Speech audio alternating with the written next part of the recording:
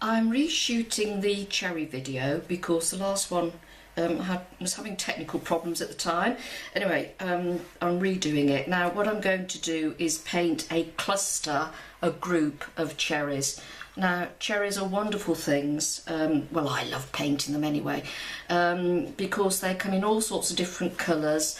They are smooth and shiny and just great fun. I've got a little sketch here. What I'm going to do first is I'm going to put in some stems, just very roughly. We'll have a stem there, and we'll have, should we have those joined together? Yeah, why not? Let's have them crossing over, that'll be more fun.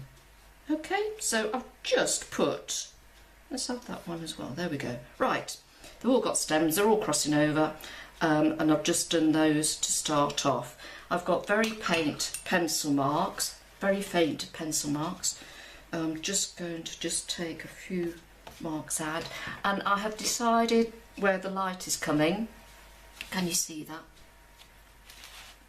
The other way, there we go. I've put that arrow there to remind me which way the light is coming. So cherries come in all sorts of different colours. Yellowy reds, purpley reds, blacky reds, all sorts. So it's entirely up to you what you want to paint them with. What have I got here? I've got let's just show you down here, rather up here. It's a bit boring, isn't it? Don't like that very much. What else have I got? That's a browny colour, not very keen on that either. What's this one? There's a nice colour, which I might just put a bit of something else with. Right, what I'm going to do, I've got a very thin wash, and I'm just going to put the basic shape of the cherry in. Okay, just like that, very pale. And I'm in fact going to dab a bit more out because I want to have my light that side. Okay. So I want a nice little highlight, so I'm just going to soften that out.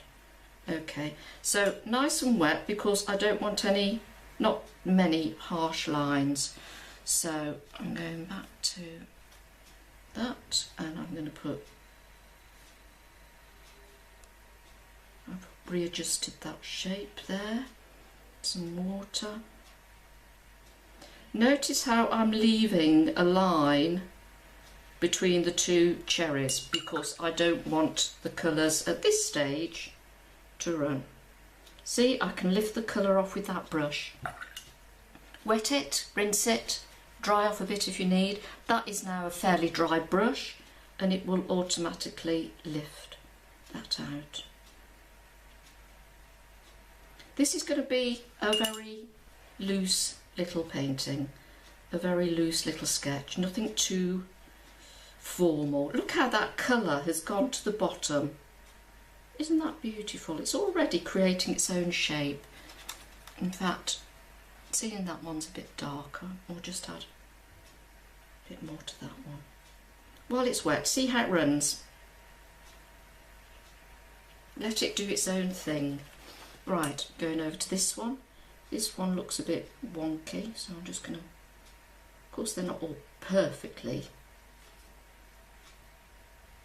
round, leaving a highlight. Again, I want to just lift a bit more colour out of there.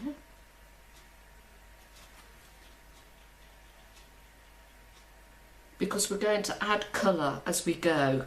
So where it's got a bit of pale colour on, when you've added more darker colour, it will throw that into relief. So you don't necessarily have to leave a perfect white bit. So that's going to be my highlight because the light's coming this way. Again, I'm going to take a bit more off there, just a little dab there because that colour's spreading and I don't want it to spread too much. So you've got to sort of keep one eye on what you've done and one eye on what you're doing. Just sort of keep looking backwards and forwards and see how the colour is moving and how it's shaping up. Again, behind the stem. bit smaller, those. And it's going, that stalk's going that way. What I'll do when I've got this first lot of colour on, I will, oops, that's front, that's okay. I will rub the pencil marks out. Let's just put a bit more colour in there while we're at it.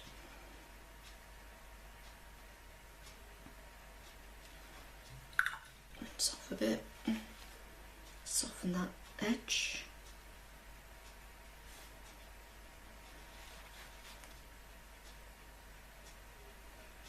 Soften that edge. Just move that around a little bit. See how that's going really rather nice there. Oops! And she just manages to get some paint on the paper. Anyway, shadow will probably go there. You see, we all have little snags and problems as we go along, but the more you learn, the more you'll understand that it's not always the end of the world and how you can rectify things. So we're going to have a nice little composition here of a little group of cherries. Let's add a bit more colour there. Wet my brush off, dry it off, just manipulate that a little bit. Okay, same here. Don't mind if I got the odd harsh line because we're going to put more colour on. That colour, see how that colour is spread? So I'm just gently going to lift a bit out. Okay. Just go in with your absorbent kitchen towel or whatever you call it where you are.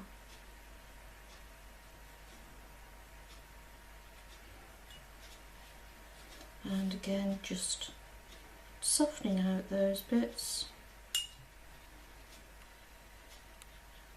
And I'm going to leave, oh no, I'm just going to do a bit more there. Let's just have a little play there. Lovely red colour, fabulous. And while I've got it on my brush, never waste any paint.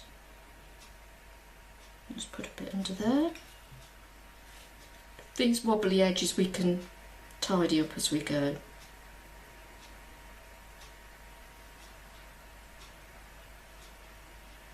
Right, there we go. Okay, I'm just going to leave that for a minute to dry and then we'll come back to it later.